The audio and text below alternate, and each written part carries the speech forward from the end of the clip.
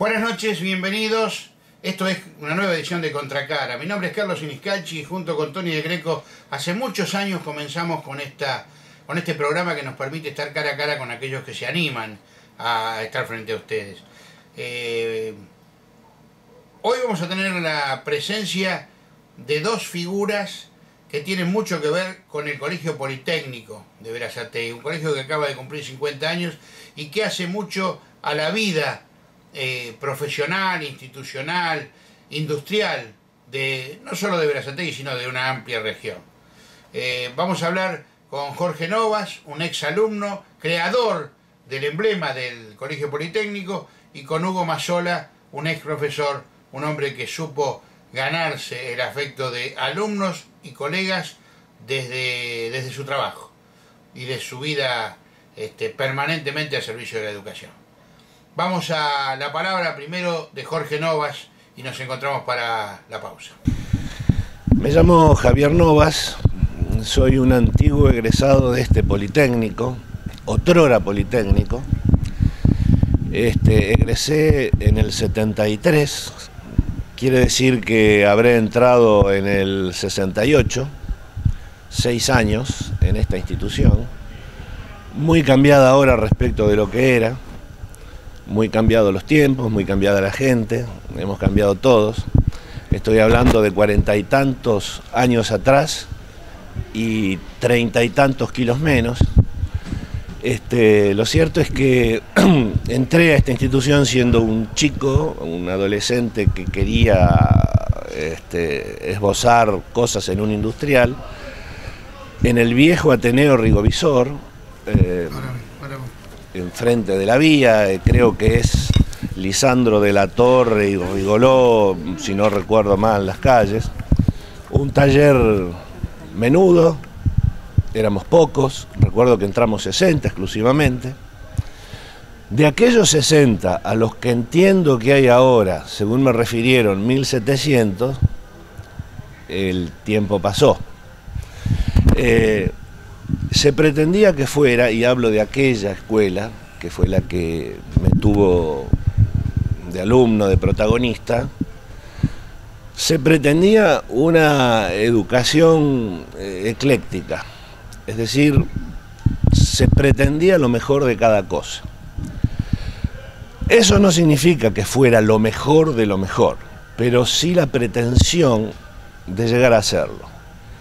Eso implicaba tener buenos docentes que nos dedicaban todo el día, porque no eran rotativos, no iban para otras escuelas, se dedicaban con exclusividad a nosotros, estaban todas las horas con nosotros, y nosotros todo el día, en realidad la mañana con teoría o taller y a la tarde con el complemento de taller y teoría. Así entonces, a los 2 años de estar en Rigovisor, en la vieja sede, nos trasladamos acá.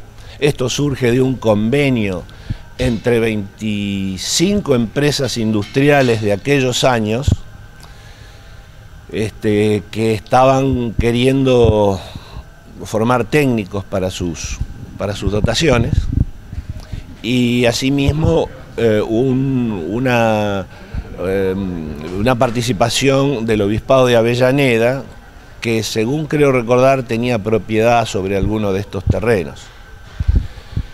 Se formó entonces la escuela con unos pocos docentes, con unos pocos alumnos, con una gran casa.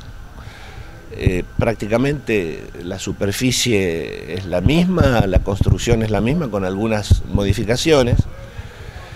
Y salimos en aquellos años, desde luego, con ideas, no me gusta la palabra revolucionarias, pero sí con ideas de hacer, con ideas de aprender, con muchas inquietudes. Eso fue, en rigor, lo que generó una suerte de mística de los egresados de aquellos años con la institución, de la que formaban parte también los docentes, ¿no? Esa mística, ¿qué era en realidad? No era más ni era menos que un sentido de pertenencia a la escuela. Un orgullo de estar en la escuela. Yo creo que eso era extensivo también a otros ámbitos de la vida. En aquellos años un hombre que entraba a trabajar a una de las empresas que aportaban para la escuela, probablemente lo hacía con la idea de quedarse toda la vida y de jubilarse en esa empresa. Eso ya hoy no es concebible. Todo ha cambiado, ¿no?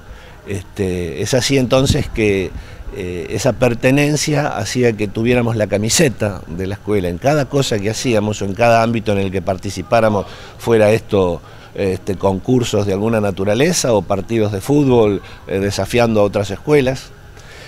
Bueno, en alguna ocasión de 1971, yo tendría unos 16 años, las autoridades de la escuela decidieron hacer un concurso que originariamente se había planteado como un concurso dentro de la jurisdicción de Berazategui, pero después se circunscribió con exclusividad a la escuela, es decir, a los alumnos de la escuela, con la intención de hacer un emblema que caracterizara a la escuela. Ese concurso se hizo, digamos, con las correspondientes bases.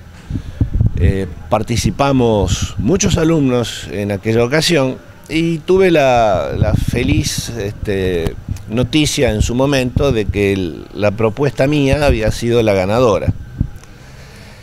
Ese símbolo con el acrónimo IPIB fue luego modificada con la nueva de la escuela, pero sigue siendo los mismos engranajes que muerden uno con otro y que sistemáticamente me han preguntado el significado de este emblema.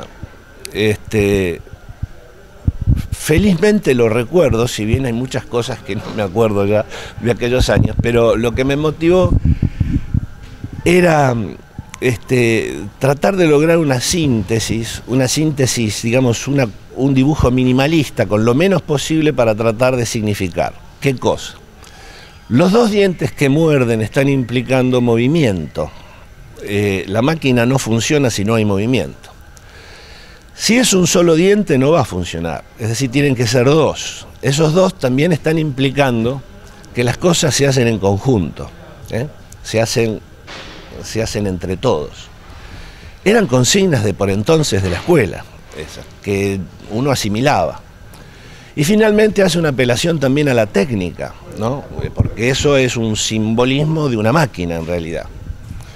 Eso fue la cuestión motivadora de los primeros bocetos, que desde luego esto no sale como por arte de magia, sino que hay que bocetar, hay que tirar papeles, hay que volver a empezar, hasta sintetizar y suponer que uno logró lo mejor. Así se logró, así se terminó, vino la etapa del color posteriormente, y luego, bueno, en una gran reunión de por entonces, me di la sorpresa y me dieron un premio que yo le refería al amigo Hugo Mazzola, en qué consistió ese premio frente a la promesa de lo que sería, en qué terminó. Porque me había motivado mucho participar, no tan solo el hecho de dibujar, que a mí me gustaba, sino pensar en el premio, que eran unos libros. Luego de entregármelo, de darme el pergamino y de darme la plaqueta, yo obviamente me fui a preguntar por el premio. Y lo cierto es que el premio, ¿en qué consistió? Faltaron los libros y me dieron un paquete de galletitas. Paquete de galletitas, creo recordar que galletitas criollitas. Yo no lo podía creer y creí que era verdaderamente que era una chanza. Pero había una suerte de confabulación entre los buenos profesores de entonces. Y lo cierto es que me fui con las galletitas a casa y nunca más tuve los libros. Sigo aún protestando por esa injusticia, ¿no? Y bueno, trataremos en algún momento de que las autoridades hagan el resarcimiento correspondiente. Pero vamos a decir, fuera de humorada, la motivación del emblema fue ese. Y muy lejos estaba yo de suponer, francamente, en aquel momento que lo tomé como juego, que perduraría en el tiempo y que muchísima gente luego preguntaría o se acordaría de mí o de mi paso justamente por esta intervención feliz. Debo recordar a profesores de entonces que tuvieron mucha significación para nosotros, de las distintas disciplinas, de las distintas materias, muchos de ellos ya fallecidos, pero que dejaron una marca. Iturburu, Ferrari, Greco, Karasiewicz, Carnevale, los digo salteados y de distintos años, pero son los que verdaderamente dejaron marca. Y esa marca, ¿en qué consistió? Pues en algunos de nosotros, por lo menos, pretender imitarlos en algunas cosas. Es buena la imitación cuando el prototipo que uno mira tiene valores. En el caso de la escuela de hoy, yo apelaría a una reflexión que es la importancia absoluta del estudio para marcar el destino de una persona.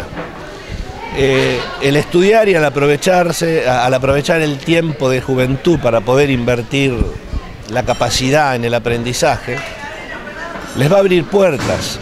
Máxime ahora que ya no hay más trabajo de músculo. Ahora ya no es cuestión de tener fuerza. Hoy es cuestión de tener materia gris, tener capacidades. Esas capacidades son las que el día de mañana, cuando uno busque trabajo y tenga que hacer 100 metros de cola, a diferencia de lo que hacíamos nosotros, que eran 5 metros de cola, ahora son 100, la posibilidad de que él se posicione bien en esa cola y que logre entrar a la empresa, es que es una persona ilustrada, que es una persona viva, es que es una persona que tenga proacción. Esas cosas hay que asimilarlas de chico, porque de grande es muy dificultoso aprender cosas nuevas. Hay que tener esa actitud proactiva desde chico, buscar, aprender, compartir, ser solidario y avanzar. Hacemos una pausa aquí en Contracara, este programa que usted puede volver a ver en www.productoraalas.com.ar, en youtube.com/alasproductoras y en facebook/alasproductoras. Enseguida volvemos.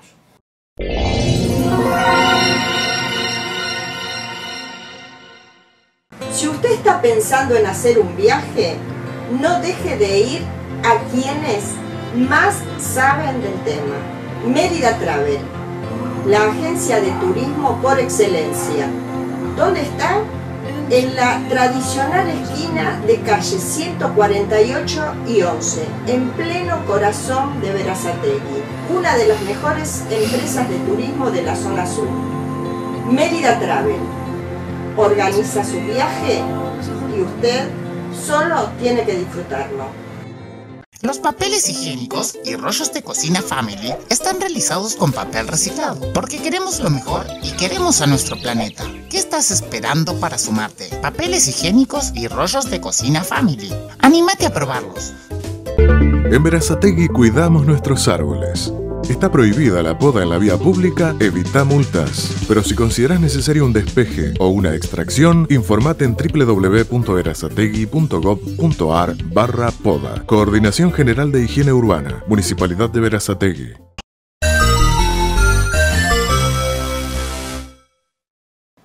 Vueltos de la pausa, nos vamos ahora a la palabra de Hugo Mazzola.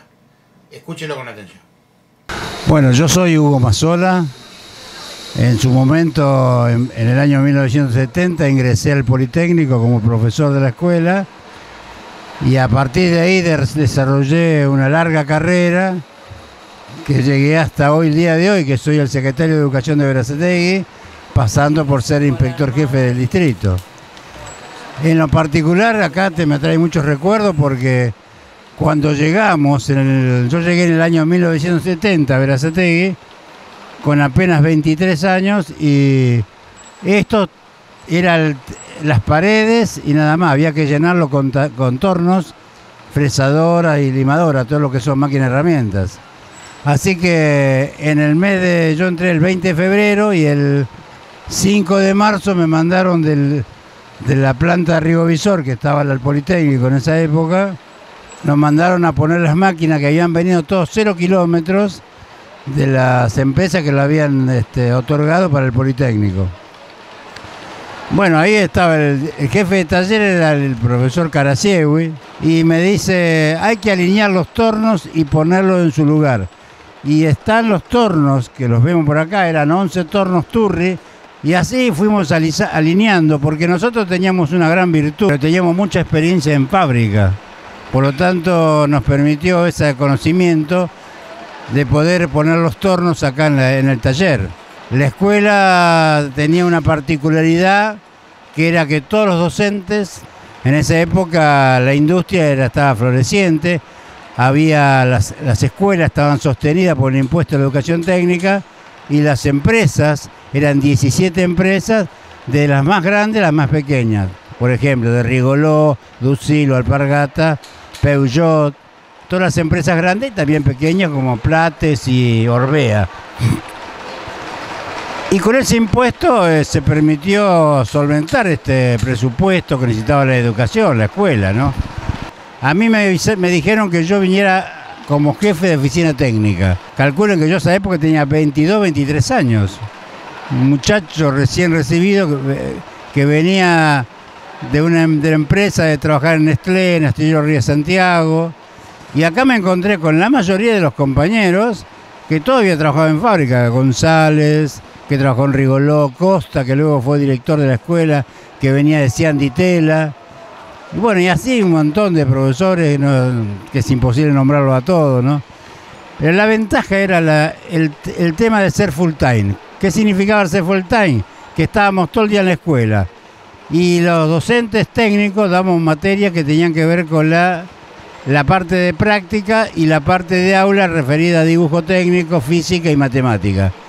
Nos dividíamos en áreas. Y los profesores humanísticos tenían toda la materia por área que tenían que ver con el diseño curricular, que era igual que estaba en el CONET. A partir de ahí empezó toda esa historia maravillosa. Para mí, que viví esa época y después terminé años posteriores, la época del 66, yo no la viví, pero del 70 al 80 fue maravillosa. La época donde teníamos esa función full time, donde una escuela atractiva, y la escuela le daba todo, le daba del guardapolvo blanco que usábamos al guardapolvo azul en el taller, y después las cosas que le daban la escuela, los materiales, las herramientas, todo eso lo ponía la escuela.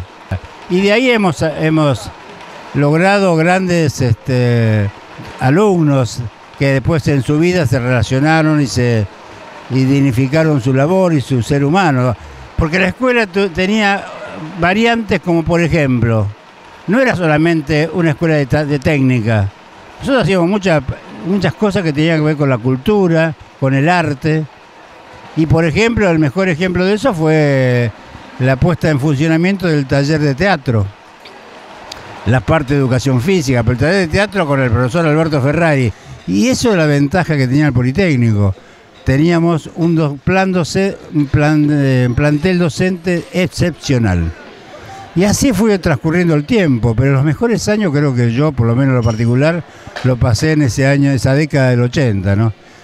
Después nos relacionamos con los compañeros, que algunos venían ya del año 66, como que hoy creo que todavía está no sé si iba a venir hoy acá, el profesor Ricardo Gil. Fue el primer profesor técnico de la escuela del Politécnico.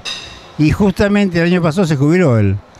Bueno, esos años fueron maravillosos, pero después también vinieron momentos de mucha tristeza cuando a partir del año 75, con el Rodrigazo, empezó a notarse, con la inflación y todo el deterioro económico, y las empresas empezaron a tener algunas dificultades.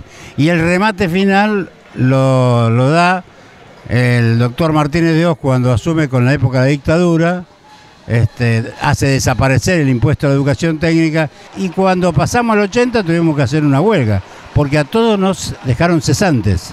En el 80, el 31 de marzo nos dejan cesantes, pero nuestra lucha sirvió para hacer tratativas con el CONE, para que el CONE se haga cargo de la institución, porque el CONE se negaba a tomar la escuela. Una escuela que en ese momento ya tenía 600 alumnos, porque además de conseguir que pasáramos al CONE, logramos que apareciera el proyecto 13. El proyecto 13 era algo parecido a lo que teníamos nosotros, pero no era lo ideal, pero por hoy ayudaba más a lo que era una escuela común.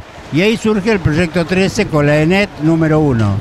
Pero después viene otra cosa más trágica, que en la época del menemismo se pasan las escuelas, se transfieren las escuelas de Nación a la provincia de Buenos Aires.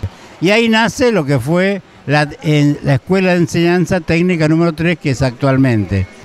Como viene después toda la reforma curricular y la reforma educativa, esto pasa a ser un polimodal. Por lo tanto, el polimodal, nosotros empezamos otra lucha, yo ya como inspector y como jefe de inspectores, y junto a muchas escuelas de la zona y a la provincia de Buenos Aires, logramos que se haga una nueva ley, que es la que tenemos hoy, y volvimos a retomar los 7 años. Hoy tenemos 7 años de educación técnica, que es un poco el logro de estos últimos tiempos.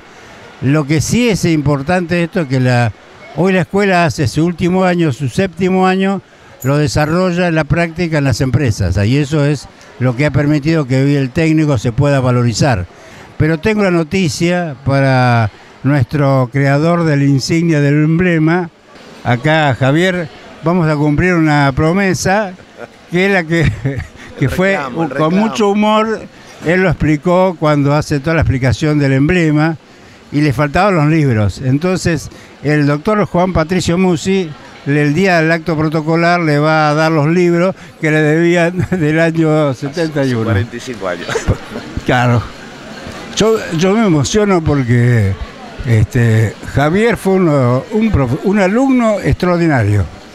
Y yo tengo recuerdos de muchos alumnos, a pesar de que él no fue alumno mío, pero estaba entre los alumnos que uno sobresalían por su capacidad, por su forma de ser, por su personalidad.